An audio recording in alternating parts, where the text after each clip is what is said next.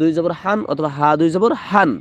বাকি এখানে একটা কায়দা আছে কি, তানবিনের পরবর্তী হরফ ফা, তানবিনের পরবর্তী হরফ কি ফা আসছে, তানবিনের পরবর্তী হরফ যদি ফা আসে তাহলে ইকফা করিয়া পড়তে হয়, মানে গুন্নার সহিত তারপর পড়তে হবে আমাকে নাকে বাজিয়ে।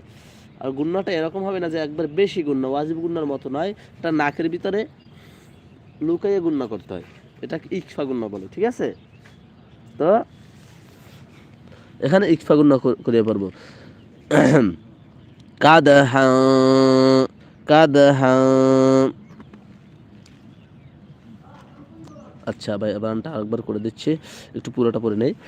ফা জবর ফা, মিম পেশ মু, ফা মু, লাম খারা জবর লা, জবর যদি খারা হয় এক আলেফটা নিয়ে পড়তে হয়, তো এখানে এক আলেফটা নিয়ে পড়বো। খারা জবর খারাজের উল্টা পেশ যেখানে হবে সেখানে এক আলেফটা নিয়ে পড়তে হয়। কফ ইয়াজের কই, এই যে কফের নিচে জের, একটু ইয়ার উপরে জজম, জেরের বাম পাশে ইয়া সাকিন যেথায় হবে এক আলেফটা নিয়ে পড়তে হবে, মাধ্যে তবাই তারে বলে। ওকে, জেরের বাম পাশে ইয়া সাকিন যদি হয় এক আলেফটা নিয়ে পড়তে হয়, মাধ্যে তবাই তারে কয়।